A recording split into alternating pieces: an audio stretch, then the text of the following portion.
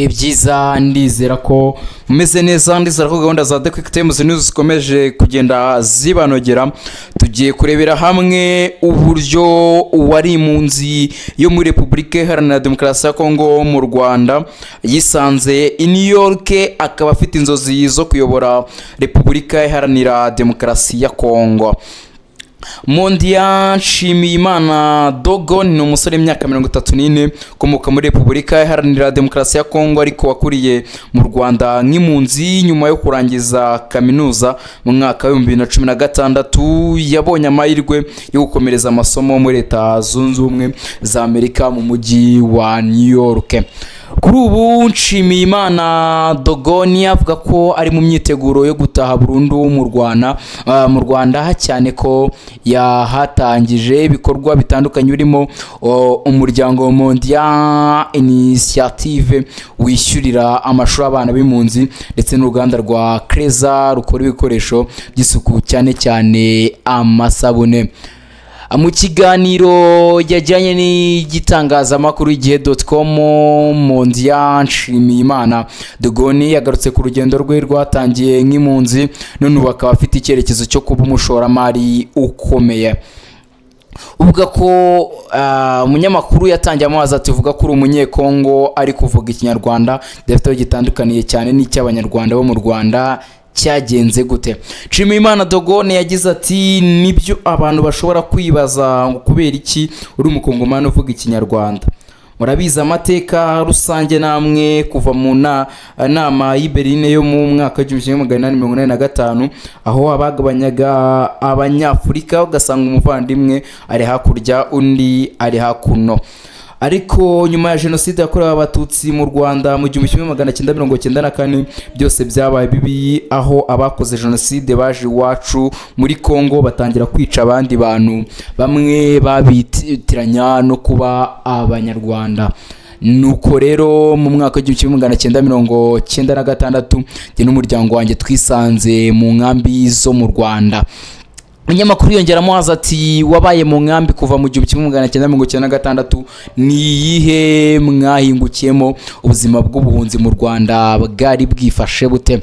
Yamusubije agira ati inkambi ya mbere nisanzemo mu 1996 ni ya Gisenyi aho bitaga ku Mubano. Nari umwana muto cyane, urabona twari duturanye no muri Repubulika Iharanira Demokarasi ya Congo ahantu haba amasambu manini inka, mbese ukabona abandi bana mukina. Imitsi ya mbere mu nkambi ubona ari byiza iyo ukiri umwana nta bwenge ubuzi, ubona abana muturanye ubuze ubwenge ku buryo umenyana n'abana 10 mufatanye mwirirwana nta nubwo ubutekereza kuri ejo hazaza cyangwa se ngo uzatinda aho ubaho nk'umwana. Ababyeyi bo hari ibindi babatekereza, ariko umwana muto w'imyaka 3-2 nta bindi batekereza. Yariko nitwayitinzemo, twagiye mu zindi nkambi nyinshi mu Rwanda. Iyo nakuriyemo cyane n'iy'Igihembe yari ibyumba, niyo namazemo ubuzima bwose. Niyo nigiyemo amashuri abanza, yisumbuye, icyiciro rusange, ariko ubuzima ntabwo buba bworoshye. Iyo utangiye gukura bigenda bihinduka, utangira gutekereza ngo niki nshaka kuba cyo, nshaka kugera he mu buzima, kubera biranega nyinshi zo kuba uri impunzi rero biba bigoye. Utangira kugira imbogamizi, kibuka ko iwanyu mwari mufite ibintu byose, mufite inka, mufite imirima, nawe ukwirukaho udatekereza uri bukugaburire izo mfashanyo. Ubuzima ntabwo buba bworoshye, buba bugoye cyane, by'umwihariko ku babyeyi. Nawe ubutangiye gukura uvuga uti niki nakora, kwirirwa wicaye aho utegereje za mfashanyo no kubaho utekereza ku buzima wabagamo mbere nubwo uri kubamo bugutesha umutwe, ukuntu nabwo biba byoroshye habe na gato. Umunyamakuru yaramubaza ati urugendo rwawe mu mashuri nk'impunzi rwawe rumeze rute, inzozi zari izihe, hanyuma icyizere cyo cyaturukaga he? Ajya kumusubiza, yamusubije agira ati nkuko nabivuze nagezemo ndi umwana umwana, nakuriye mu nkambi y'ibyumba, natangiye nyine umupira nk'abandi bana mu minsi ya nyuma y'icyumweru, nyuma yo gushaka amazi nkakina umupira. Buri wese hariya bafite impano, mu by'ukuri abakongomani tugira impano y'umupira w'amaguru. Rero numvaga nzaba nk'umwarimu kuko nakundaga gusoma nyiri umwana, gusa nabonaga gusoma ibitabo bikomeye. Papa wanjye yasomaga Bibiliya nkabona ari ibintu bikomeye cyane, nkavuga ni nzaba mwarimu. Noneho umwarimu wumvaga ari ibintu byiza cyane, ari ikintu cyiza. Naho mvuka muri Repubulika Iharanira Demokarasi ya Congo, umwarimu yabaga ari umuntu ukomeye. Noneho nkura numva ko nzaba umwarimu, nawe mfite icyo cyizere kandi niga. Kwiga byari bigoye kandi n'umuryango w'abibumbye waradufashaga kwiga ku buntu kugeza mu mwaka wa 3 w'amashuri yisumbuye. Kavuga ati wenda n'insinda hari ukundi bizagenda, nzaba narasubiye iwacu muri Repubulika Iharanira Demokarasi ya Congo. Nitwari tuzi ko wamara imyaka 30 uri impunzi ahantu. Rero nari mfite icyo cyizere ko ubumenyi umuryango w'abibumbye na leta y'u Rwanda bari kumanza bukoresha ansubiye iwacu. Ntabwo nari nzi ko nzatinda mu Rwanda nk'imyaka nahamaze. Umunyamakuru yarongera aramubaza ati wize muri kaminuza y'u Rwanda, ayo mahirwe yaje ate aho umuntu aba atangiye kuba mukuru w'u Rwanda n'isi muri rusange? Wari utangiye kubibona mu yihe shusho? Uyu musore yasubije umunyamakuru agira ati amashuri abanza nayisumbuye kugeza mu mwaka wa 3 nayize aho Igihembe. Mu mwaka wa 4 njya kwiga hanze y'inkambi ahantu mu Mutara ku kigo bita EPM. Nibwo bwa mbere nari mvuye mu rugo, ngezeyo mba umuyobozi, nangira kugira izindi nshuti zitandukanye na za zindi nakoranye nazo, abantu dutandukanye mu myumvire, dutandukanye muri byose. Nahasanze abantu batandukanye na ya societe nabagamo, byari byiza cyane. Naratsinze ngira amanota meza, nza mu banyeshuri bagize amanota meza ku ishuri ryisumbuye. Urabizi iyo utsinze mu Rwanda bahita bakwereza muri kaminuza, banyereje muri kaminuza y'u Rwanda, ariko ntibyakunze. Iyo uri impunzi ntabwo baguha inkunga y'amafaranga, ntabwo ari amafaranga buriya uyabona kubera uba uri impunzi, ugasanga uri gushaka umuntu ugufasha ku ruhande wigenga ngo akwishyurire. Ntabwo byari bigoye. Nyirangiza yisumbuye nabonye akazi k'ubwarimu mu mwaka wa mbere, ndifasha mwaka wa 2 ndirihira byose muri kaminuza y'u Rwanda. Nyuma rero nibwo naje kubona uko mu rugo bamfasha bigoranye, ariko nza kubona uko ndangiza kaminuza. Narangije kaminuza y'u Rwanda muri 2016. Umunyamakuru yarongeye aramubaza ati waje kwimukira muri Leta Zunze Ubumwe za Amerika ku mpamvu z'amasomo, hari muhuye mwaka niba ari amahirwe nk'uko bamwe babyita yaje ate? Ndagije Imana yamusubije ati kwiga kaminuza y'u Rwanda muri 2016 nabaye umuyobozi mu kigo kiri hano hafi cyitwa Impact Hub.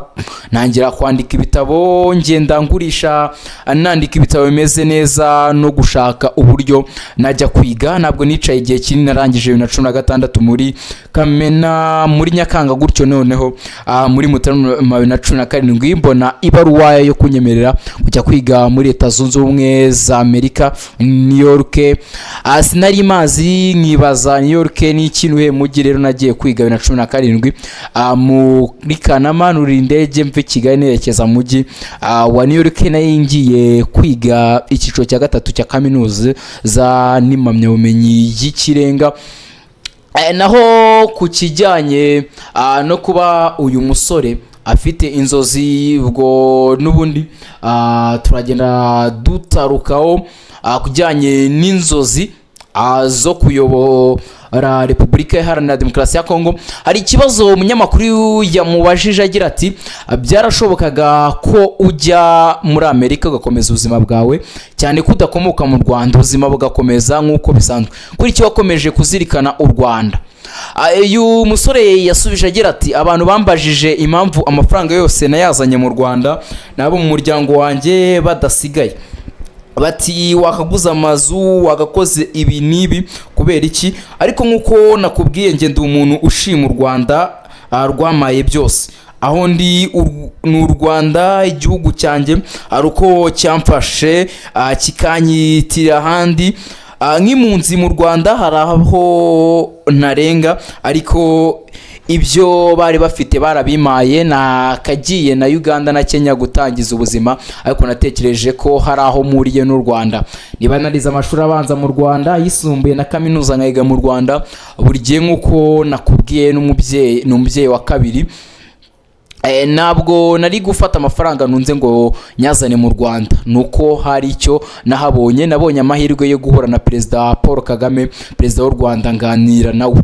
Nabonye icyerekezo afite ku mpunzi, numva nta handi natura. Niyo mpamvu mu myaka yose 9 mbaye muri Leta Zunze Ubumwe za Amerika, amezi 7 cyangwa 8 nari muri Kigali, niyo gusa mba muri Amerika. Kuva no ku ishuri biruko byose nabaga ndi i Kigali.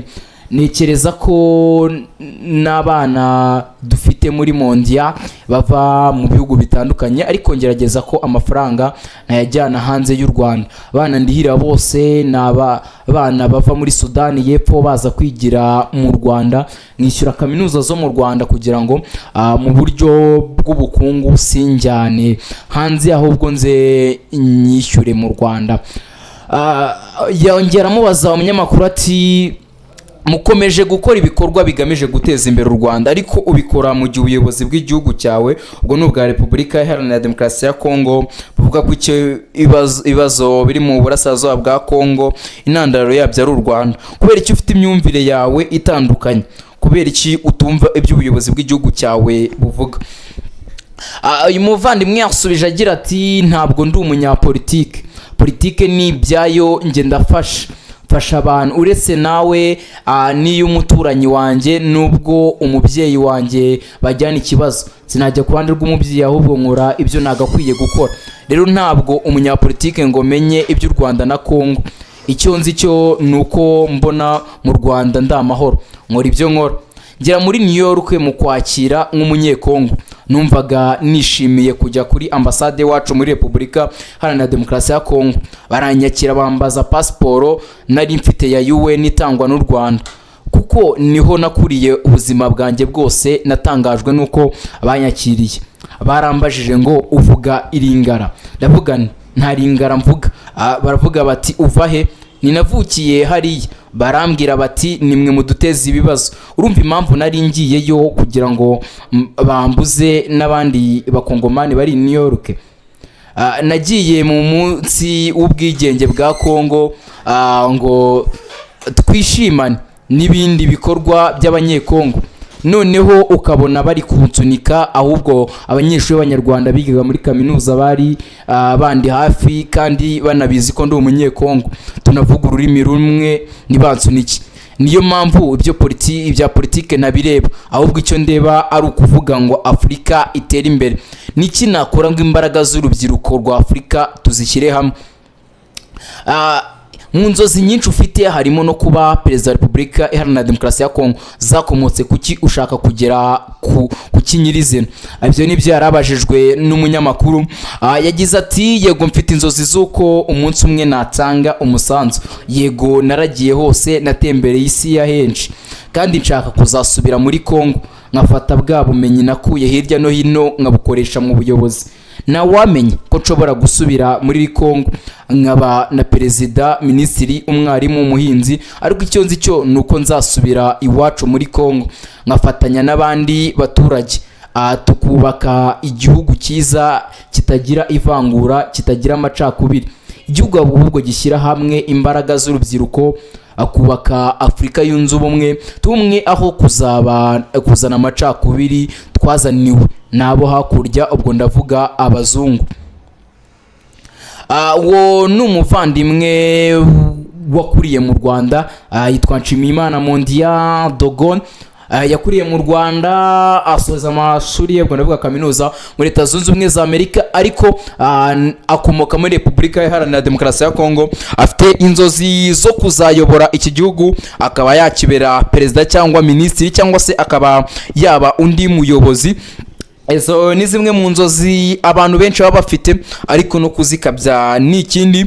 Ubwo reka dutegereza turebe ko azabigeraho. Ubwo rero dushimira n'igihe.com cyagiranye ikiganiro n'uyu muvandimwe Nshimiyimana the Golden Mundia. Ubwo nawe tubashimire cyane. Ndi Benga Oziana indi the QuickTimes news. Ukisabwa no kujya wasera subscribe wakanda ubundi tugakomeza kubana 5 kuri 5. Amahoro n'imigisha nyagasana atanga bikomeze bane nawe. Gahunda za the QuickTimes news zikomeze zikunogere.